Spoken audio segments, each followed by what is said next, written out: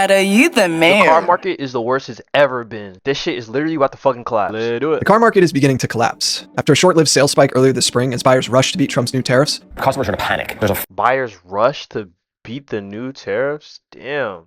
I don't know. When's the last time y'all bought a car? Couldn't tell you last time I bought one. frenzy going on. They want to buy cars before the tariffs hit and prices go up. US auto sales have plunged by nearly 10% in the month of May, the sharpest drop in over a year. But this isn't just a demand problem. The average new vehicle now costs around $50,000, and even a 3-year-old used car goes for about $30,000. Loan delinquencies are rising, Yeah, because nobody can fucking pay that shit. Like, what are we talking about? I wish cars were, I don't know, like, the car financing and the car loan business is just so, like, why can't I just make my payments and then that's it?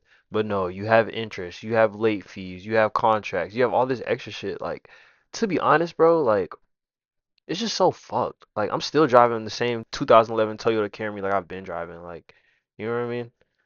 I don't know. Personally, I feel like I can really relate to this because I'm having car problems. Like, possessions have ticked up, and now automakers are staring down a market that simply can't sustain these prices. But remember, all of this has really happened before Trump's new auto tariffs have gone into full effect. Be honest with me. They will start going up at some point. In absolutely. June, when do we see industry prices, not just for Toyota, but everybody, start to go up? You're absolutely correct. 25% tariffs are unsustainable. Nobody has profit margins like that, so everyone will have to eventually. So when do we see prices go up? Well, you've already seen some of them go up. You've already seen. But widespread, would you say June? Widespread, absolutely. exactly, I was about to say, like, shit, they're not up. They're not already up. He said, "What do you think the prices are gonna go up?" I'm like, up. When you get to June or the end of June at least, you're going to see people they're going to feel the pressure and they're going to have to do it. When you couple those with the new steel and aluminum tariffs, which have recently doubled, We're going to bring it from 25% to 50% the tariffs on steel into the United States of America. well, this whole thing begins to People could barely afford their cars before. It's starting to get worse. I'm sorry, I just laugh because I'm uncomfortable, right? Because if anything happens to my car, I'm fucked. But it's just crazy. look a lot worse, not just for consumers, but also for these auto companies. So let's talk about why this is happening and what the collapse could look like next. Even as headlines focus on sticker prices, it's also the financing side of the car market that shows just how stretched consumers have become. Buyers are now taking on longer, riskier loans. Literally, I just said that. It's not even buying the cars. It's the financing. It's the financing and it's the loan. It's all that. Like, this shit's dead. Just to make monthly payments manageable. Nearly 1 in 5 new car buyers are signing 84-month loans, locking themselves into 7 years of car debt. And the average loan term has now climbed to 68 months for new cars, with used cars being at 67.2 months, according to LendingTree. But these longer terms only mask the growing problem of unaffordability. Interest rates have risen sharply, with the average APR roughly around 7% for new vehicles and almost 12% for used vehicles, making even basic financing expensive. For subprime borrowers, the situation is obviously much worse. Okay, super prime. So, all right, oh my God, if you have bad credit, nigga, a 21% interest rate, bro, what? Yo, having bad credit is so expensive. Look, if you have good credit, you get a 6% interest rate. But if you have bad credit, that should go up to 21. Oh my God, bro. Used car loan rates now range from 19 to 21.5%, while new car loans hit 15 to 20%, depending on your credit score, of course. These interest levels tack on thousands in financing costs, inflating the total outlay far beyond the vehicle's base price. As a result, loan performance is deteriorating across the board. 30-day auto delinquencies are approaching 4%. Subprime borrowers are struggling the most, with 60-day delinquency rates reaching over 6% in December of 2024, which was a record high, while broader 60-day delinquencies now exceed 1.5%. These are levels not seen since the financial crisis in '08. And meanwhile, while all of that is going on, total auto loan debt has exploded to $1.65 trillion, which now exceeds student loan debt and accounts for over 9% of all U.S. consumer debt. In the last quarter of 2024, Well, do you think there are more drivers or more students? I'd say there's more students, right? Well, I don't know. Probably more drivers. I don't know. But the car loans surpassing the student loan payments is crazy. I'm not gonna lie. Americans originated $175 billion in new auto loans. This was a massive jump from $125 billion just a decade ago. And the average monthly payment for a vehicle is insane, with it now being $742 a month for a new. What? Oh, for a new car? How much is y'all car payment? Mine is $250. And I'm not about to pay an apartment for a car. I'm not. I'd rather walk. New car and $525 a month for used car, pushing many households to their breaking point. Now, in early 2025, the US auto market was hit with a 1-2 punch. The 25% tariff on imported vehicles went into effect on April 3rd. This was on top of a 25% steel and aluminum tariff. Now, these policies triggered a short-term surge in car sales as consumers scrambled to buy before the expected price hikes. In March, auto sales soared to the highest level in 4 years, with GM reporting a 17% year-over-year increase. As a result, dealer inventory tightened fast, dropping more than 10%, and average days supply fell from 91 to around 70 days. But by May, the demand seemed to vanish. Monthly sales fell nearly 10%, dropping to a 15.6 million annualized pace, the sharpest decline in over a year, and one of the largest monthly drops since the early pandemic shutdowns. Now, importantly, the import side of the market also fell off a cliff, as vehicle imports via sea plunged by 72.3% year over year. Yeah, because why would you import if it's more expensive? Like, guys, I don't know how many times I keep saying this. If it's not profitable, they're not gonna do it, regardless of who it helps. Like, profit is the bottom line, always. Year in May, with just 3,600 vehicles arriving at US ports that month, down from over 13,000 the year prior. That's not But this a lot. isn't just about finished cars, because the 50% steel and aluminum tariffs could increase the cost of a new vehicle anywhere between $400 on the low end to $3,000 on the higher end, squeezing manufacturers and consumers even further. Ford suspended its 2025 earnings guidance in May. They also warned of a $1.5 billion hit to pre-tax earnings due to these new tariffs. GM went so far to withdraw its full-year guidance and paused its stock buyback program, citing the uncertain cost environment. In short, the tariff sparked a brief panic buying surge, followed by a steep drop in demand, disrupting imports, rising production costs, and growing pressure on automakers to try to protect margins in this softening market. And despite the nationalist rhetoric behind these policies, even the so-called American-made cars aren't immune.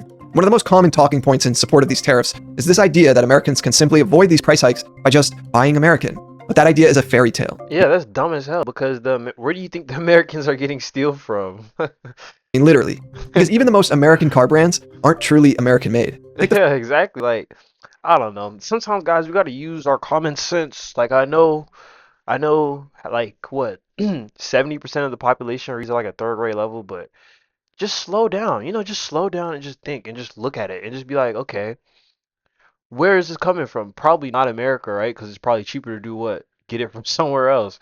So, I don't know. Ford F-150, often held up as one of the most patriotic vehicles on the road. According to the National Highway Traffic Safety Administration, only 32% of its components are US or Canadian made. That means 70% of the truck, from electronics to transmission parts, is sourced internationally. And it's not alone, it's just one of many vehicles that falls into a similar category. But even if we take Tesla, which is a company that proudly touts its US factories, they still can't avoid the global supply chains. The Model Y was actually ranked the most American-made car in 2023 by Cars.com. Yet it still contains around 30% foreign parts. But no matter the model, all of these Teslas, or most EVs, still rely heavily on battery cells and key materials that come from China and South Korea.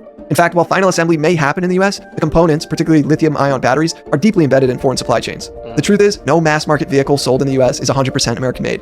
According to the NHTSA's own data, the average US assembled vehicle contains about 50% foreign parts. And while this whole topic has a ton of nuance that generally isn't even brought into consideration, it can be very difficult to get the true origin of every single component that goes into a vehicle. Because a certain car part could be made up of several other components that are sourced from all over the world. Yeah. But if it gets assembled somewhere else, it could say it was made from that country, technically Made in speaking. America, okay. The takeaway here is the vast majority of parts that don't come from the US are subject to these tariffs, at least for now. In this specific dealership, about 30% of the inventory is assembled in the US, but parts come from all over the world, so all of them are going to be affected by the tariffs. Pay attention to how people talk. Like, pay attention to the words people use, right? Like, people use these words to kind of like get around the truth, right? Just pay attention. This is a $77,000 MSRP car, so a 25% increase on this is approximately $20,000. And when tariffs hit imports, whether it's the finished cars or these other components that go inside them, it doesn't just affect every new vehicle on the lot. It ripples into manufacturing, auto repair, used cars, marketing, on and on and on. And lastly, tariffs don't just raise the price of foreign brands. They raise the cost of everything, even the vehicles that appear to be mostly domestic. But this collapse right now isn't just about cars. I mean, the unraveling of the car market isn't an isolated event. It's a canary in the coal mine for the broader US economy. Consumers are struggling. The University of Michigan's Consumer Sentiment Index remained at some of its lowest levels since 1952, highlighting persistent financial unease despite temporary trade truce headlines. Meanwhile, as I mentioned earlier, Everything is fucking expensive as fuck, and wages haven't raised at all. If you're making $15 an hour, you're lucky. with auto loan delinquencies rising, this doesn't feel like it's just a personal hardship. It sounds more like a systemic risk. With $1.65 trillion in outstanding car loans, rising defaults don't only hurt borrowers. They threaten financial institutions across the spectrum. Banks, credit unions, auto lenders, and investors in asset-backed securities. Now, if these losses continue to mount, lenders might tighten credit, making financing harder, not just for cars, but for everything from home appliances to small businesses. But when you talk about bargains, we're nowhere. Gone are the days when you're going to see widespread 0% financing, big discounts on vehicles. The automakers are being more judicious about production, and because they've got to sit there and say, how do we adjust to the cost that we're paying? We don't want to say we're passing it along to the consumer, so we do have to pass it along in some fashion. You're just not going to see the deals that you once saw. On the manufacturing front, this stress is already hitting home. The auto industry supports roughly 10 million jobs across factories, suppliers, and dealerships in the US. And in auto-dependent states like Michigan, Ohio, Kentucky, Alabama, and Tennessee, plant slowdowns and job cuts ripple through local economies. Gabriel Ehrlich, director of the University of Michigan's Economic Forecasting Group, says tariffs will likely lead to a decline in auto industry employment in the next 5 years. Economic forecasting group. Guys, there's a group for everything. Like the Michigan Economic Forecasting Group. That's important though, right? But who'd have thought of that and been like, you know what I'm gonna do today? I'm gonna go. Well, I don't know.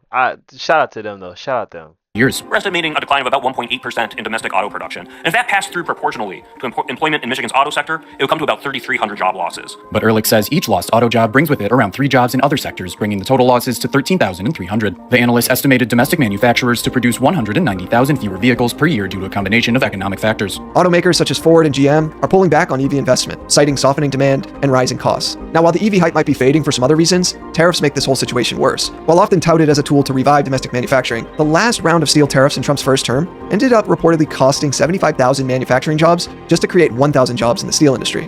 So while tariffs on cars and other components will raise costs across the board without guaranteeing job gains, a lot of the impacts from these tariffs haven't even been fully accounted for in the economy yet. So where's all this going? Well, I think the collapse of the car market is a warning signal. Because when Americans become too stretched to buy, whether that's a new or used vehicle, lending tightens, factories slow, and entire regions risk spiraling downward. The system as a whole is showing itself to be incredibly fragile. And what's happening in the auto industry might just be the first domino. But if I'm wrong, and this is just what a strong economy looks like, well, try to imagine what happens when it actually weakens.